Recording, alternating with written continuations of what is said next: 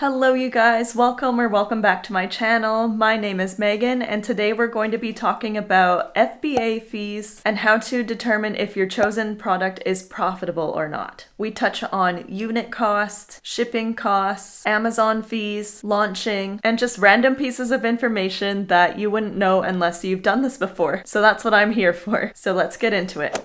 Today, let's use the example of sourcing a garlic press from overseas and our supplier is from Alibaba. Okay, so let's get started with unit cost. And by unit cost, I mean the total of all the fees you're going to pay to your supplier divided by the number of units you're ordering. So the points that you should consider are the cost of the garlic press itself, the packaging that it comes in, such as a box with your branding on it. Your manufacturer may have already factored in the cost of the packaging into the garlic press itself, so you might not have to pay any additional fees for this. But maybe if you're hoping to have more of a high quality type of packaging, then you'll have to take that into account. Or your manufacturer may require you to order a certain minimum order quantity and they will include the packaging for free. So that's something you'll need to confirm. So speaking of MOQs, another thing to consider is you may have had in your head that you wanted to just order maybe 100 units just to try out the product, but in reality the supplier you're wanting to work with may require you to order a minimum of 500. You can definitely negotiate with them and explain why you need to order less, but this will definitely be one of the first questions that you ask when searching for suppliers. But keep in mind, the less that you order, the higher the price per unit is going to be. If you want to make any major changes to the product, you may have to pay a mold fee. I can't give you an estimation on how much the mold fee would be, as this drastically ranges. It could be hundreds, it could be thousands, it really depends. So that's something that you'll have to ask your manufacturer directly. Engraving, so you may want your logo engraved onto your product. Every supplier I've dealt with has actually offered free engraving, so there might not be a charge there at all. But again, it's good to ask and confirm. Barcode labeling. So your products need a scannable barcode so Amazon can keep track of your inventory. If you're doing custom printed packaging, you can have your barcode printed directly onto the packaging, or sticker labels work just fine as well. My suppliers do the sticker labeling for me for free, but some may want to charge you for their labor. Or if you'd rather have Amazon do the labeling, they charge 20 Canadian cents per unit. Your supplier would be cheaper though. Prep requirements. Check Amazon's prep requirements for your specific product. They may require you to have it bubble wrapped or polybagged, etc. before having it sent in. And once again, your supplier can do this for you, but they may charge you.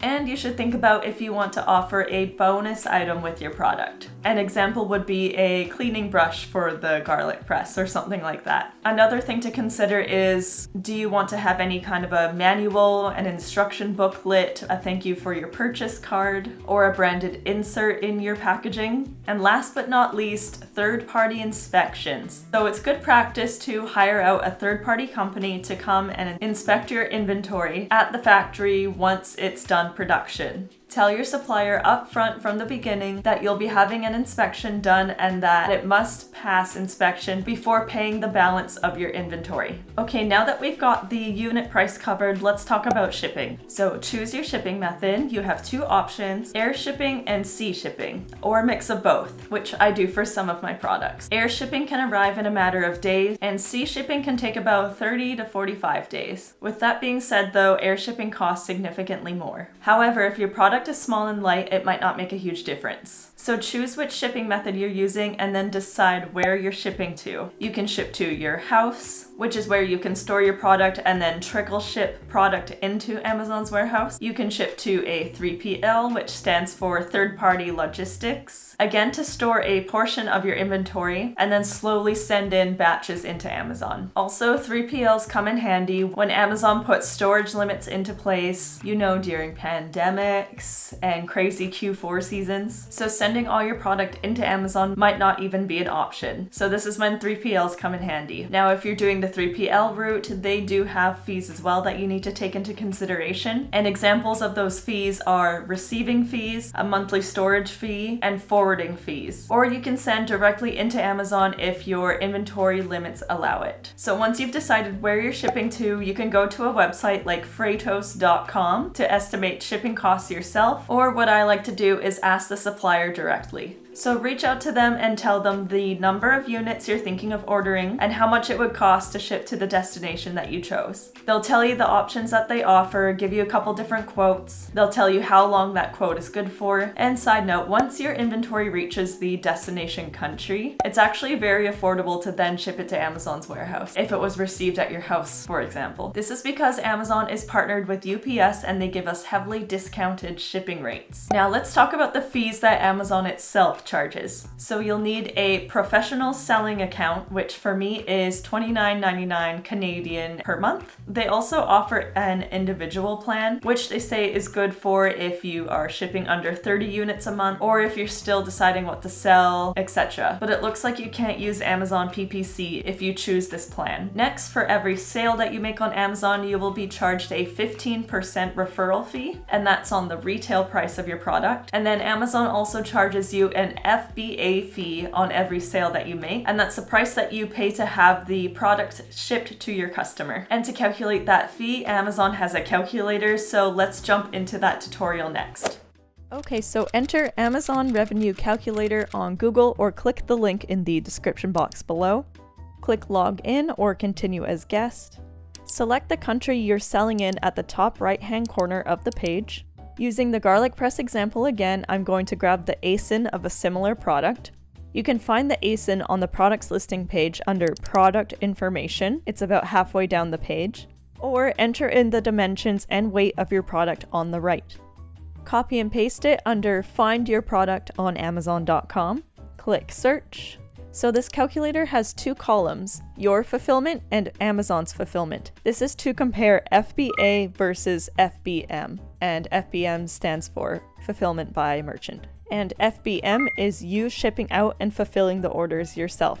But today we are calculating FBA, so we are only entering values into the second column. So the item price is the price you're planning to sell the product for. Shipped to Amazon, this is how much you're paying per unit to have your product reach Amazon's warehouse. So say my garlic presses are in a 3PL in the US, using Amazon's partner carrier UPS, it won't cost me much to ship. I'm going to estimate about 10 cents a unit. Cost per unit. So we talked about everything that goes into the cost per unit at the beginning of this video. Add it all up and divide it by the number of units you're ordering. For example, if my grand total was $5,000 and I got 1,000 units, that would work out to be $5 per unit.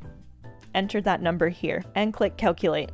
The calculator is going to spit out the selling on Amazon fees, which should be 15% of the retail price, fulfillment by Amazon fees, FBA fees, which is Amazon shipping it to the customer, monthly storage costs per unit, and at the bottom it'll give you your net profit, which is seller proceeds minus cost of goods, plus your net margin, which is net profit divided by total revenue.